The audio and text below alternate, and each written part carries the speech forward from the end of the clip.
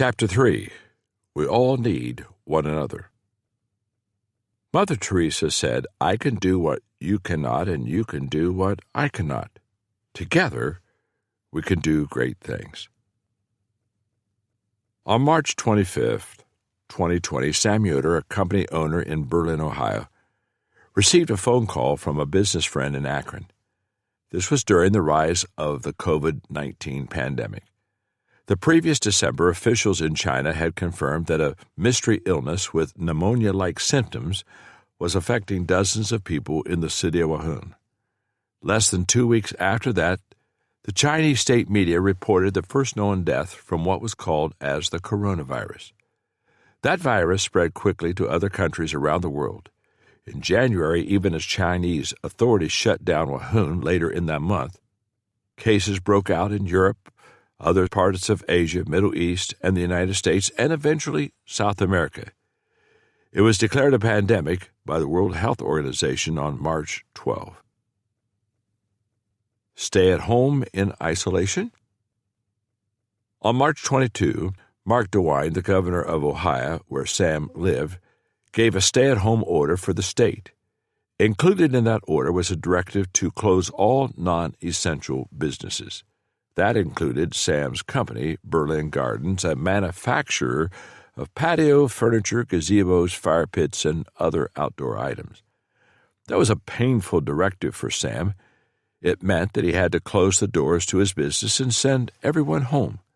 Despite the fact that he would have to go without revenue, he was trying to figure out how to pay all of his employees for 40 hours a week while he was closed. One of the beliefs I have is to take care of our people first and everything else will fall into place, said Sam. When TKM Print Solutions, a print sign and custom fabrication shop, contacted Sam, he got excited. With the coronavirus raging across the country, there was a shortage of plastic face shields for medical workers. The need was for millions of them. TKM wanted to do something to solve that problem, but it couldn't do it alone. It could provide the materials needed to manufacture shields, but they didn't have the manpower or the facilities to produce them. Sam's employees at Berlin Gardens were used to working with plastic. They normally manufactured furniture from recycled plastic. The question being asked was whether they would be willing to work together with TKM to produce the face shields. Sam thought this might be a way to keep his employees working. That afternoon, Sam, his management team, and staff from TKM immediately drove to the parking lot of a nearby home improvement store to discuss it. They found out that the need for face mask shields was greatest in Connecticut with a request of 150,000 masks by March 30, which was only going to be in 5 days. They discussed whether it might be possible, and Sam's hope rose. Though it seemed daunting, this might be a way not only to keep his staff employed, but also to make a difference during the pandemic. The next morning, Sam and his team met at Berlin Gardens facility to try to figure out if they could pull it off. Could they convert the space from manufacturing furniture to making face shields? They set up a production line of tables and made 40 masks to test the process. It looked like it might work, so they sent those masks to Connecticut to be inspected to make sure they were up to the needed standard. When Sam received the approval, he got the word out to his employees, and they came to work. Meanwhile, TKM started shipping in the 4 feet by 8 feet clear plastic sheets needed to create the shields. They went into production with all their nearly 100 employees. They didn't quite hit the first 150,000 goal, but they were able to produce nearly 90,000 face shields by March 30th. Some of those masks went to Yale New Haven Hospital. With all of Sam's employees back to work, they were soon producing between 30 and 35,000 shields a day, boxing them and preparing them for shipment, all while maintaining social distancing rules. The money that the company received from manufacturing the shields almost covered Sam's payroll, which he would have been paying his people for staying home. So it was a real win-win. But that wasn't the best part of it. Sam's employees, who were used to working scattered across 7 buildings, were all working together in a single facility. People saw one another every day who normally didn't, and they were able to rekindle friendships. They talked together while they worked. Sam would move around talking to everyone, finding out how they were doing, asking if there were ways to improve the manufacturing process, getting advice from them on how to work better, faster, smarter. Everyone felt involved and shared a strong sense of community. To inspire them, Sam put up big screens with their goals for the day that updated every time they finished another box of shields. It made them want to work harder, and Sam told them if they hit the goal early, they could go home, but would be paid through the end of the day. Sam told them, "We are on the front lines of war. Every shield you make protects the first responders and others against the bullets of the virus. At their peak, they were producing a shield every 15 seconds. Everyone had a sense that they were making a difference. They were saving lives." Sam said the whole effort gave his community the lift that it needed. It made them feel like they were defeating the virus. The feelings were so strong that other people from community came in every evening bringing food for the workers who made the shields all day. Not only that, but many of those members of the community asked if they could volunteer to get on the assembly line and make face shields too. They often stayed and worked till 8 o'clock in the evening just to be part of the experience of changing their world. We feel humbled and blessed that we can be a part of this endeavor to help provide protection for those who are on the front lines, said Sam. To go from not knowing how long we can cover our payroll to having enough income to cover payroll plus helping the medical industry is truly amazing. Sam is a good man and a good leader. The work he and his employees, TKM, and all others accomplished is a testament to what can be done when people are willing to work together. Sam said, "The only thing that limits us in a time of crisis is our lack of creativity. Along with creativity, we want to recognize that we need each other." Transformational truth. As we work to become catalysts of change on any scale, we don't want to miss what happens when we work with others to accomplish the vision. Everything multiplies. The greater the vision and the more difficult the cause, the more we need people to work together to accomplish it. The law of significance in the 17 indisputable laws of teamwork says, one is too small of a number to achieve greatness. You can make changes in your world on your own, no doubt about it. But if the work you're doing to make a difference starts to grow, you will need others to work alongside of you to keep it going and to make it better. And if you're leading that group of people, you have to recognize the team and the transformation that they are creating are essential to realizing success. Everyone working together is valuable, and we need each other. As you link up with others to make a difference, keep the following thoughts in mind. We is more important than me. When I first received my leadership position at the age of 22, my first thought was, I want to make a difference. I can still remember the joy I felt as I did my very best to add value to people. My energy increased, my vision expanded, and my desire to help grew bigger every day. I was loving what I was doing. Over time, my passion to make a difference collided with the reality that I was limited in how many people I could add value to if I tried to do everything myself. Entrepreneur and LinkedIn co-founder Reid Hoffman said, "No matter how brilliant your mind or strategy, if you're playing a solo game, you'll always lose out to a team. So the first question you need to ask yourself is, am I ready to play on the transformation team?" The odds of success in any endeavor increase dramatically when you team up with other people. Leadership consultant and speaker Gustavo Rossetti said, a study by the Association for Training and Development found that you are 65% more likely to meet a goal after committing to another person.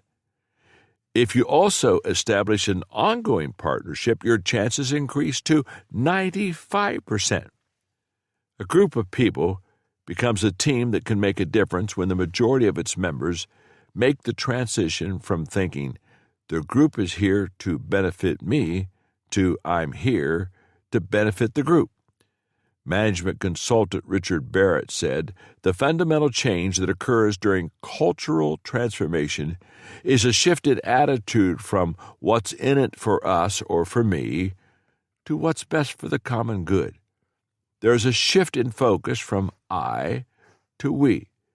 When that happens, we are more likely to accept letting ourselves down instead of letting the team down. The necessary shift from working alone to working with others isn't just something that is needed in business or in the nonprofit world. You can see it also how it works in nature. Wolves gather in packs and lions in prides to live and hunt and defend themselves. Geese flying in formation increase their range by approximately 70%. And domesticated animals, such as horses, team up to accomplish much more together. It is said that a champion caliber horse can pull a sled weighing 4,500 pounds.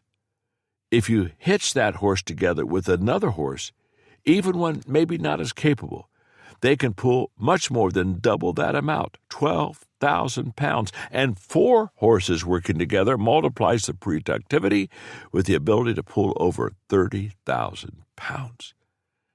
I love something that Chuck Swindoll wrote years ago that communicates the importance of a group of people working together. He said, nobody is a whole chain. Each one is a link, but take away one link and the chain is broken.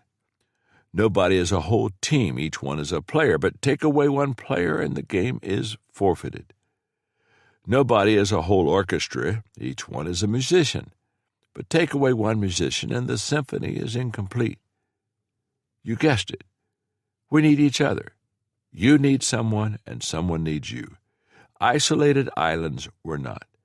To make this thing called life work, we gotta lean and support, relate and respond, give and take, confess and forgive, and reach out and embrace and release and rely.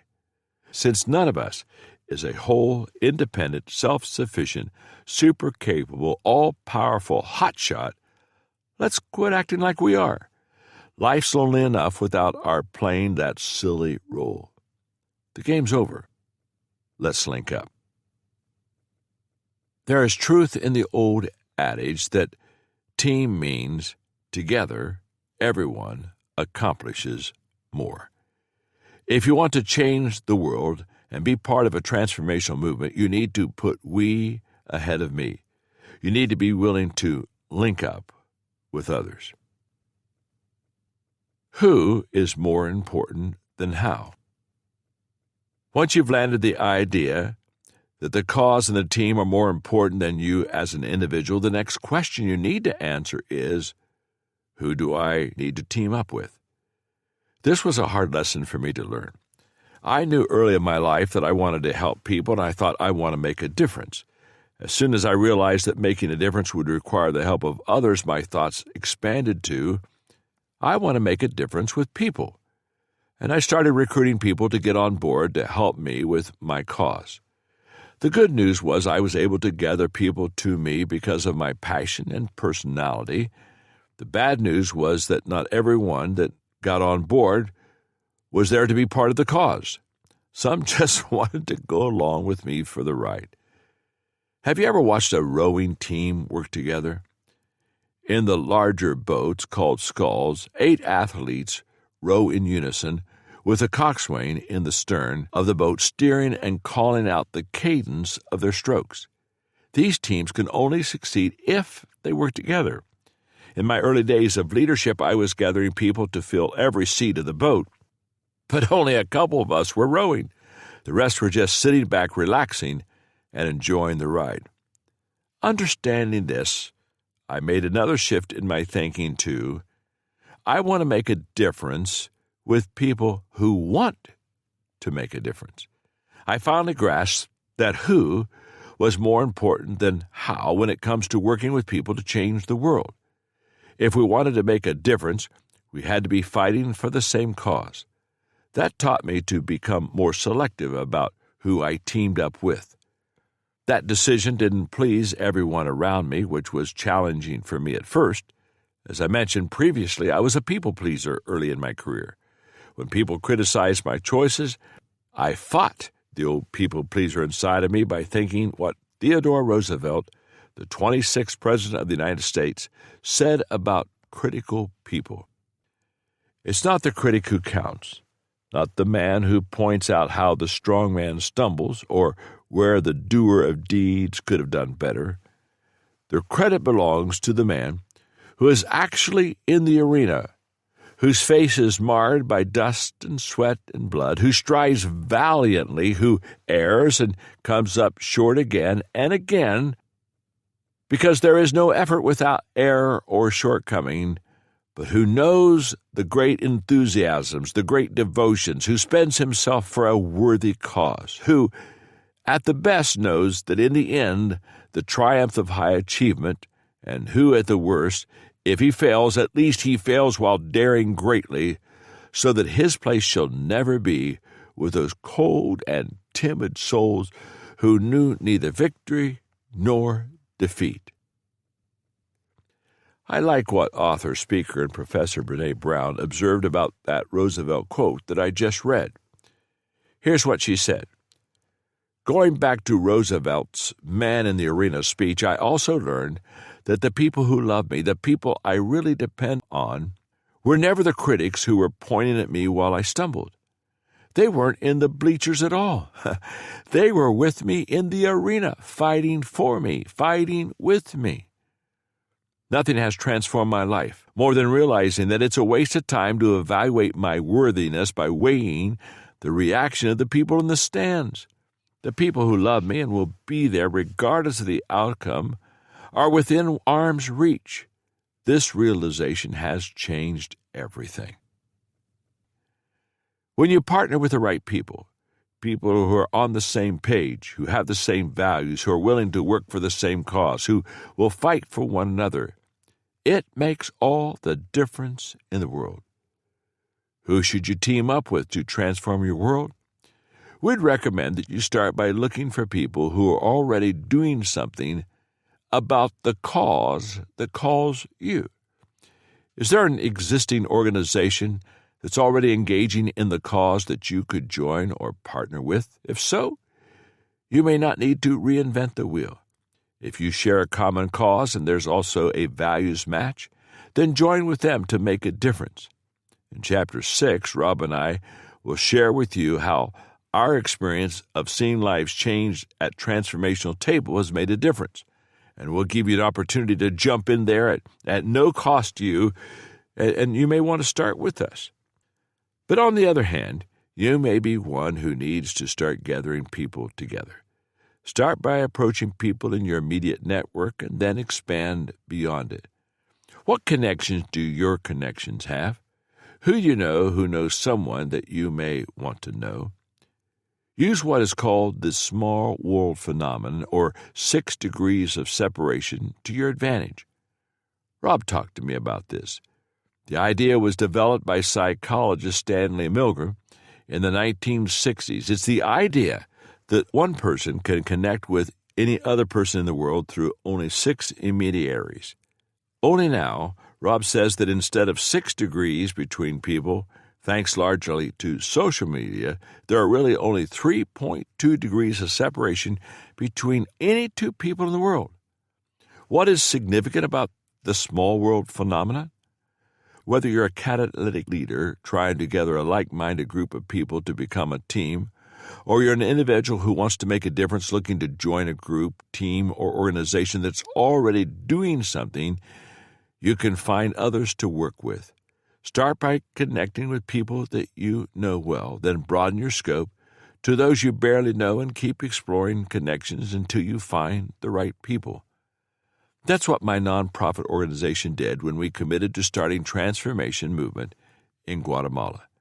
We found Guatemala Prospera, a well-led local nonprofit organization that wanted to see their country transformed, and we worked with their leaders.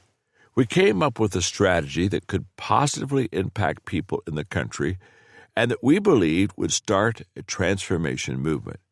We knew that if we could teach values to 10% of the people in the country and they became committed to embracing and living those values, it would create a tipping point for the nation.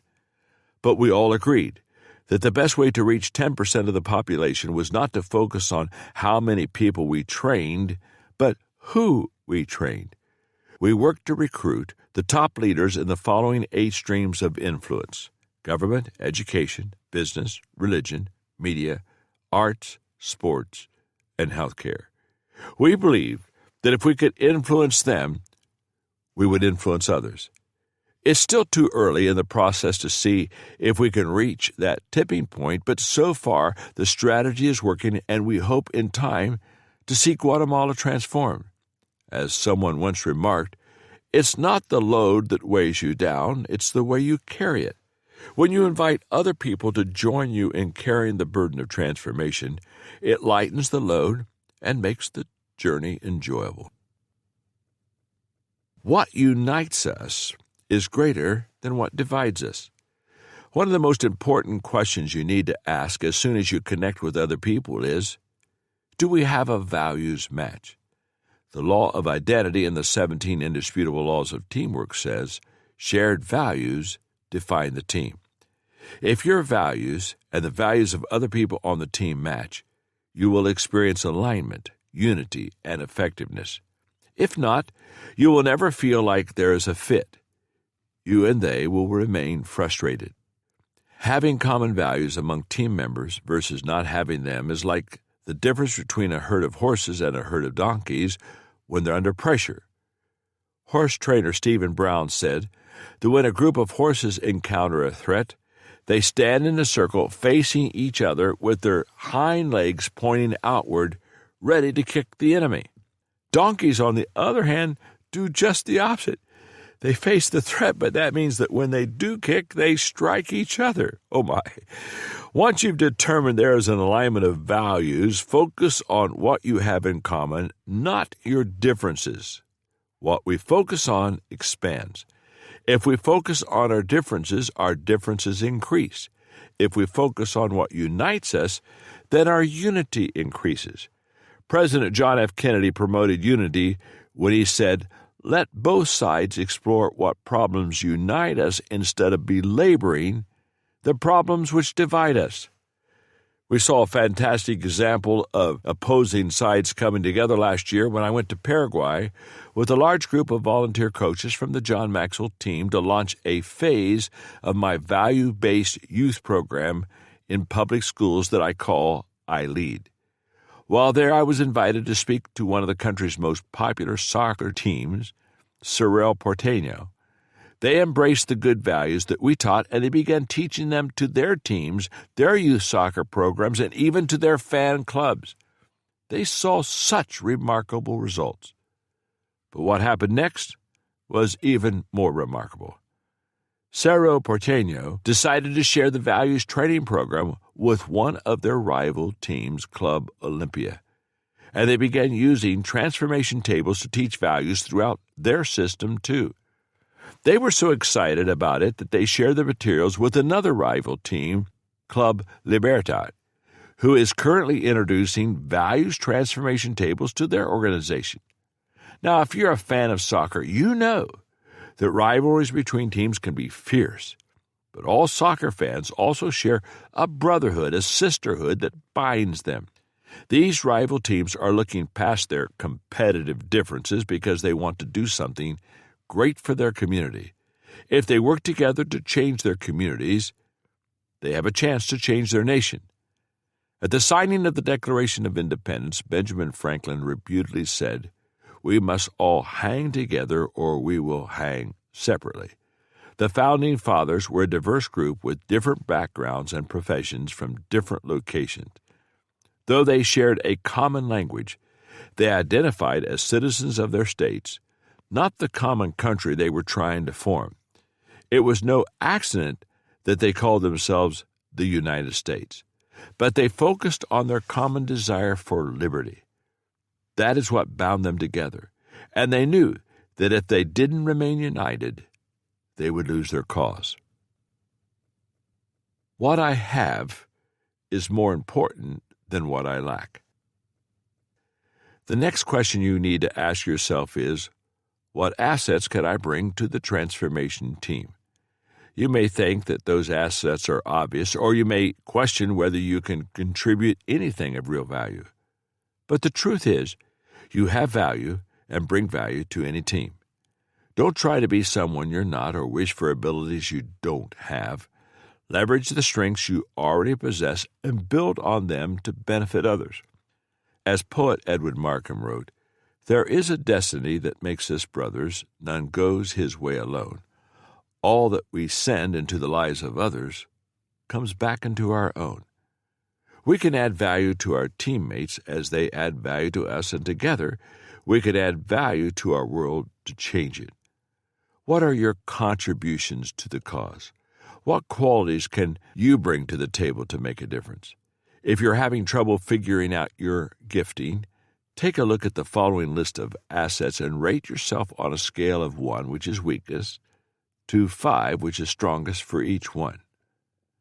Passion, experience, knowledge, skills, relationships, influence, vision, time, resources.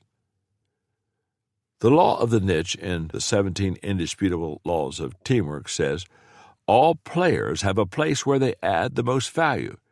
You have a unique role to take and unique contributions to make if you can find them.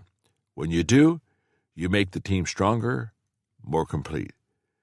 We told you about Rob's experience in Avondale in Chapter 1. Time after time, he has seen people give to others from whatever they have. For example, he said he had seen an elderly couple from the senior center near Avondale go across the street to help small children every day by reading to them. These seniors give what they have to give. To some it may seem like a small thing, but they are helping these children to learn and read better and are providing needed consistency in these children's lives.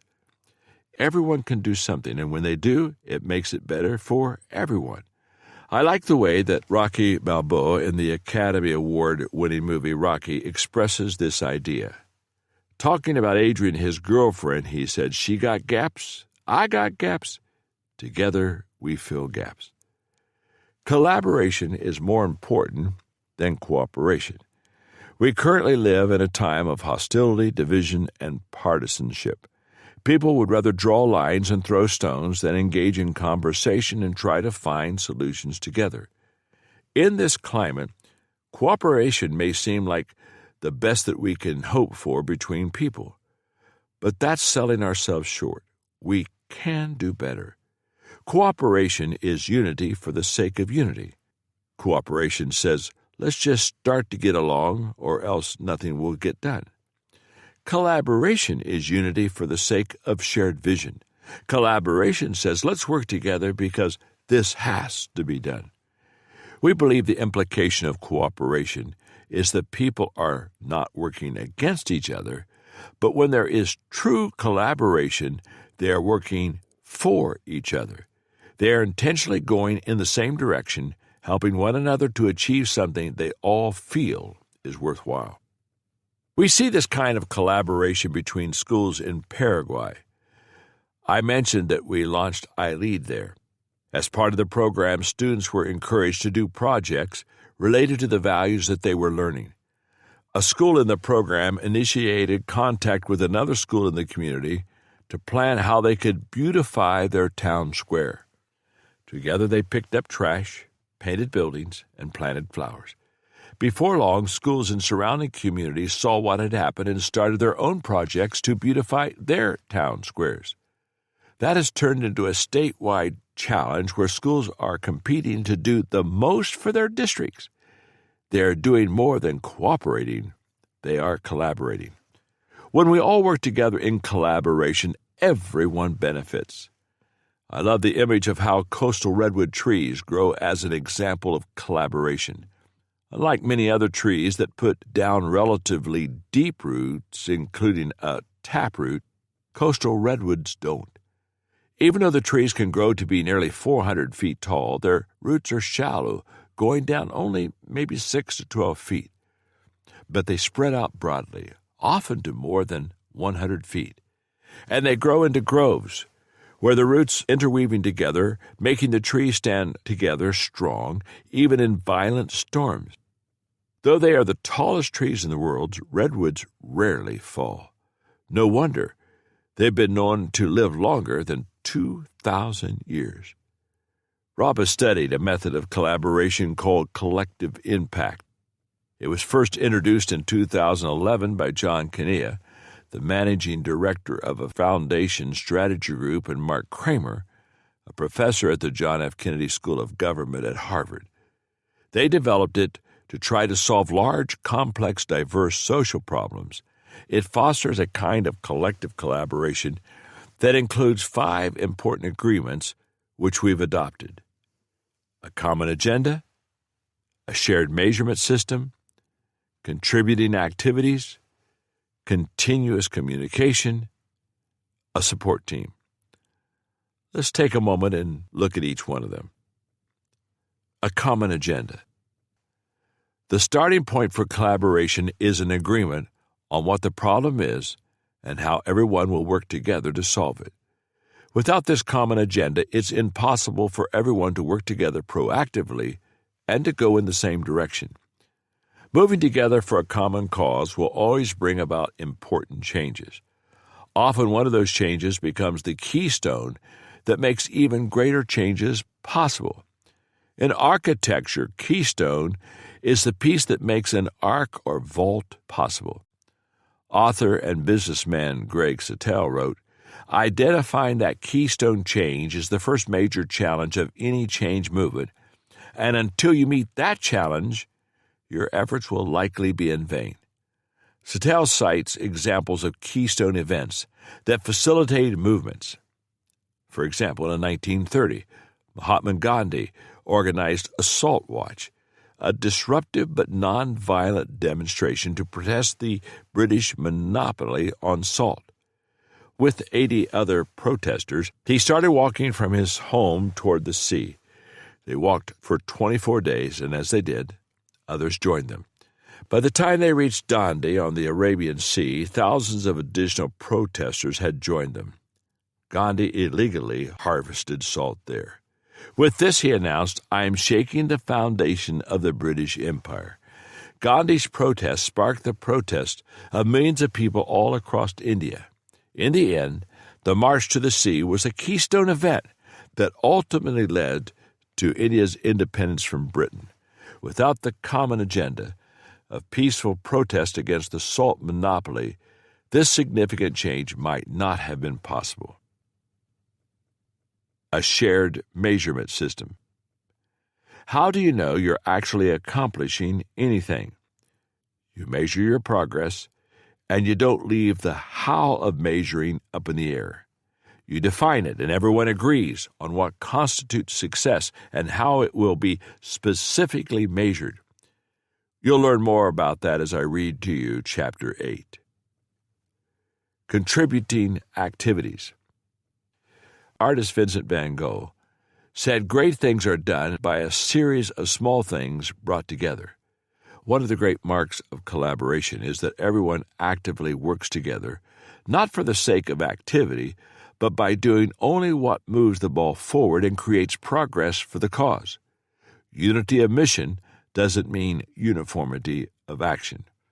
Rob points out that the most important aspect of this concept is that everything that everyone does for the cause works together with everything everyone else does for it.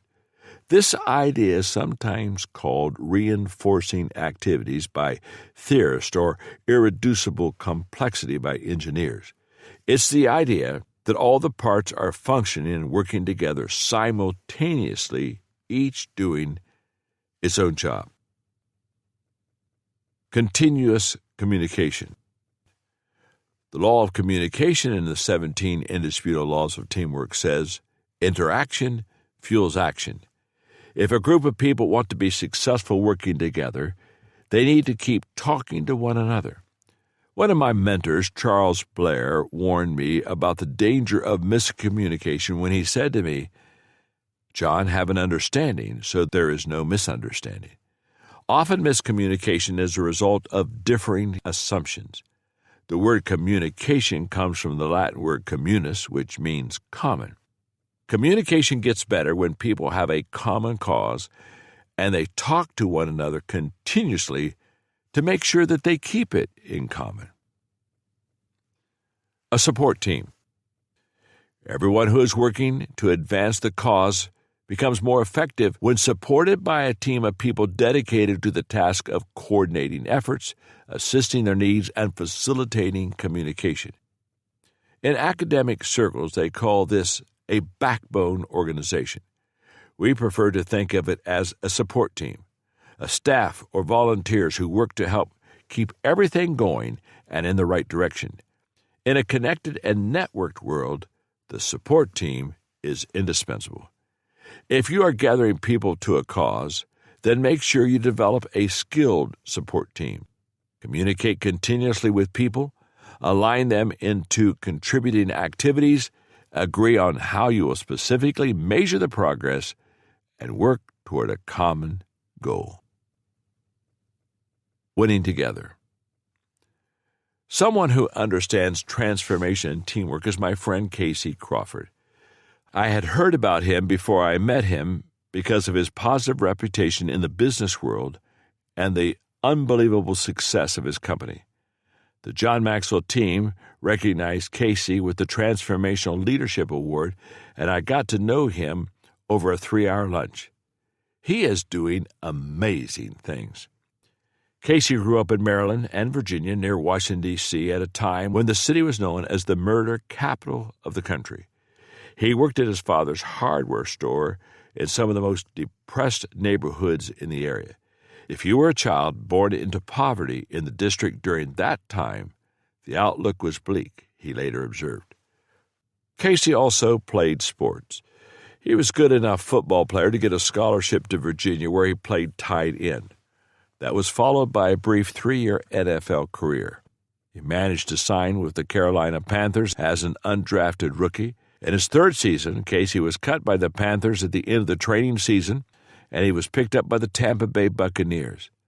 At the end of Casey's first practice in Florida, Tampa Bay head coach John Gruden gathered the team into a tight circle and said, "We are going to win a world championship, and we are going to do it with this group of men, and we are going to do it this year."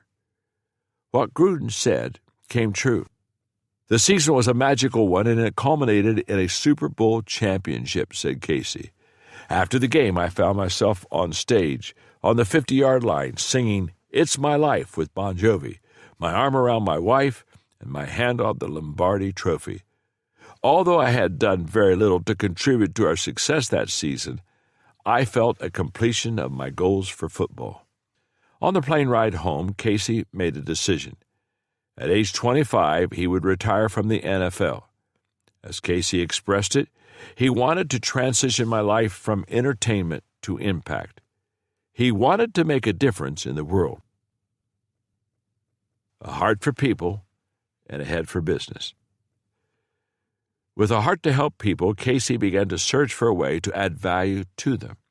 In addition to being good at sport, Casey also had a knack for business and had always been a bit of an entrepreneur.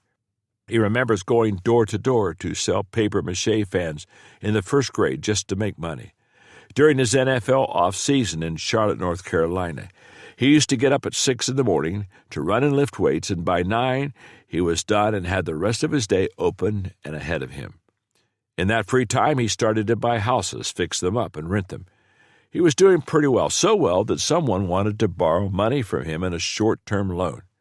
He didn't want to take that risk, so he initially said no, but his wife, Michelle, a recent law school graduate, told him that would be a great way for him to write a loan that would protect them, and so therefore he lent the money. And Casey said, "I didn't sleep for the next 30 days that was the period of the loan.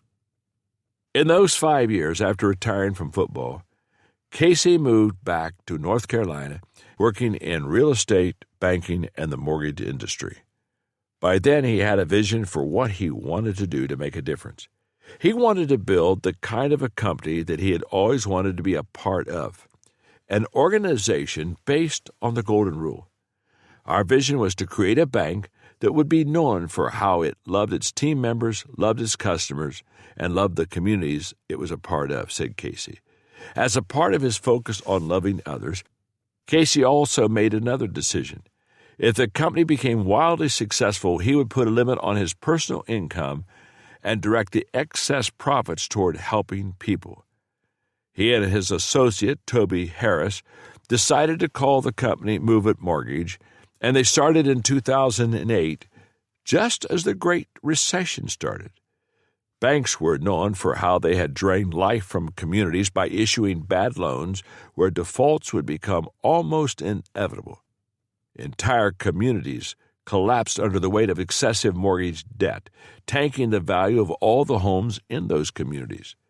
Casey said, "I had a vision to tell a new and better story of how a business, and more particularly a bank, could be used powerfully as an agent of change for good." While large banks struggled to comply with new regulations such as the Dodd-Frank Act, Casey's company innovated and kept its focus on helping clients. Movement Mortgage instituted what they call the 671 policy.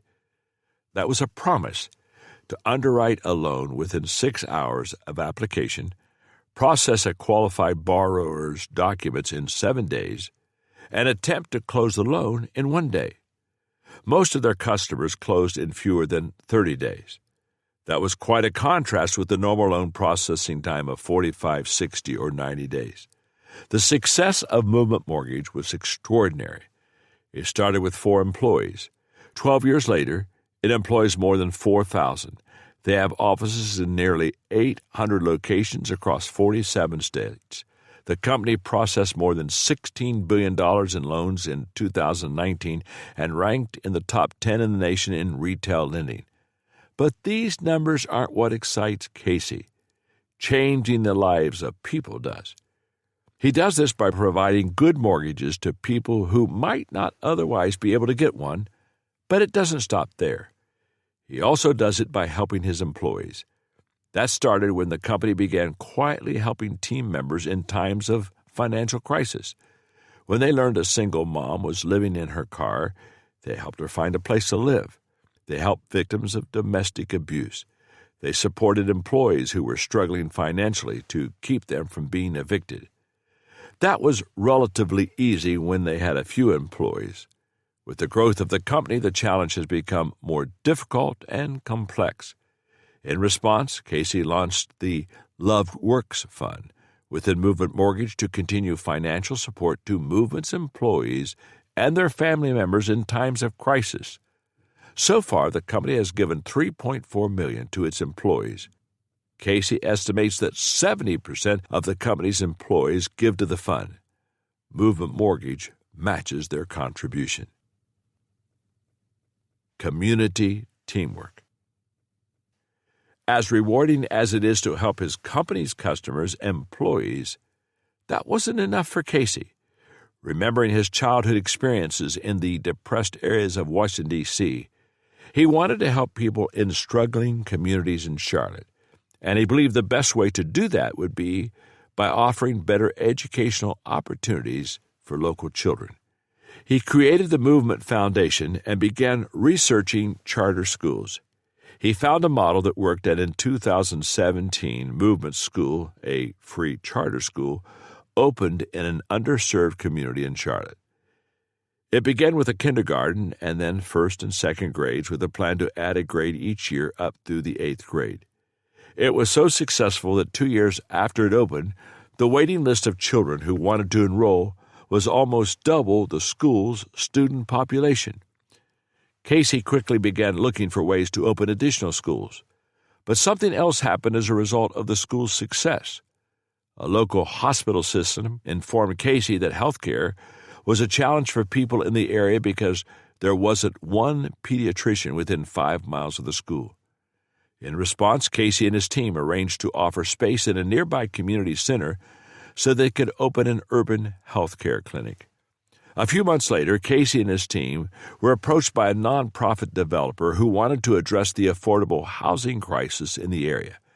Casey and the developer put together a team, worked with a generous landowner in town, and received a charitable gift from a church, making it possible to build 185 affordable housing units between the school and the health care clinic.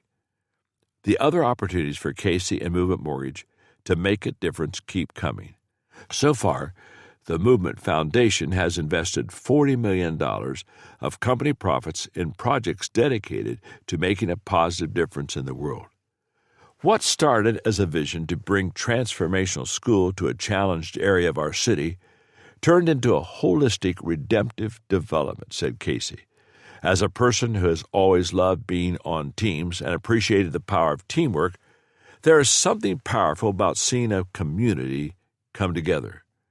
Problems in America are too large for any organization to tackle alone. Hospitals alone cannot change the experience of the urban poor. Schools alone will not change this. Housing alone will not solve the myriad problems that exist today for our children born into poverty. But great organizations working together with the right leadership for these type of teams makes me hopeful about what can be done to love some of the most vulnerable children in our society today.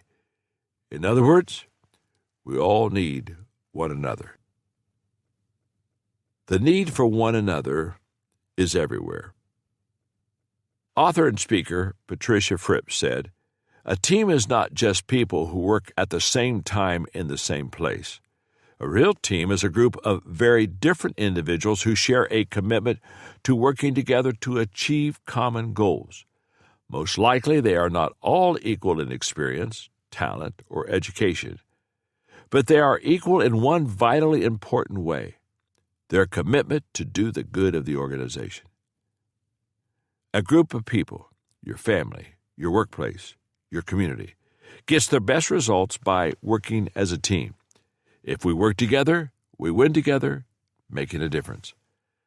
As Rob and I began writing this chapter, we knew the ideas we were presenting applied to every person working to change any aspect of the world, whether great or small.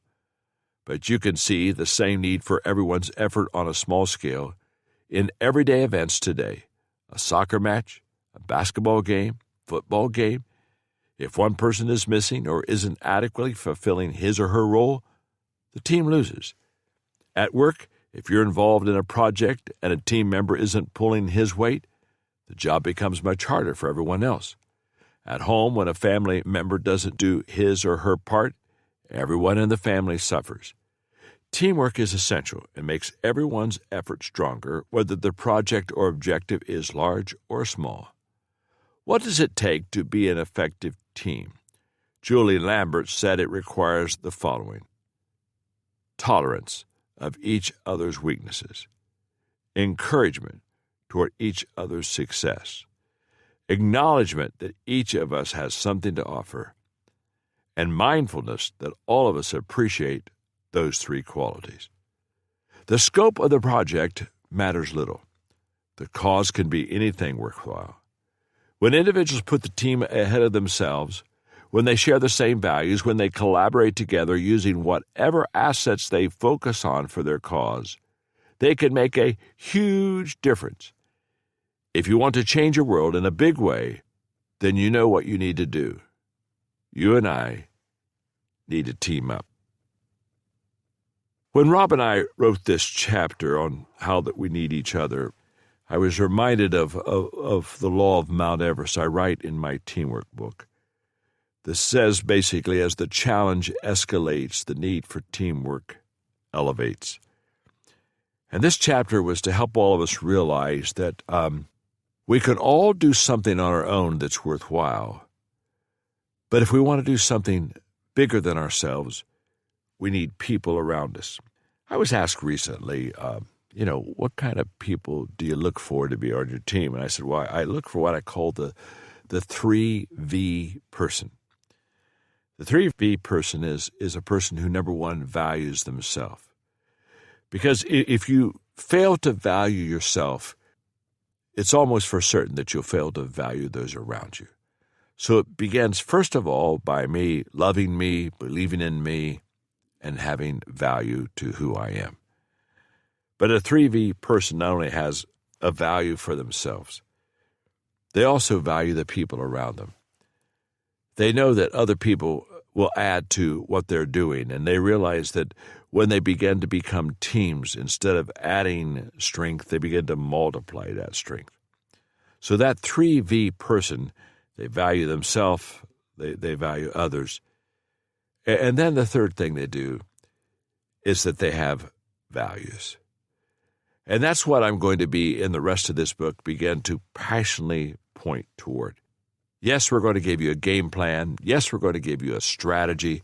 But the soul of this book is learning and living good values. And not only doing that, but then collaborating together to pass those good values on to others. Here's what we have found. We found this to be true in Guatemala, Paraguay, Costa Rica. We're getting ready to open up 2 more countries. In the countries that we've worked with, what we have discovered is that when people learn good values and when they live good values, they just become more valuable to themselves and to others. I hope this chapter has inspired you not only to do a great work for others yourself, but to find others to help you do a great work. 1 + 1, when they have the same vision and have the same values, does not equal 2. It equals 3, 4, maybe even 5. Teamwork makes the dream work. All compounding of our success of making a difference comes in the fact that we join with others. Let's determine not to be the Lone Ranger. Let's determine to do it together.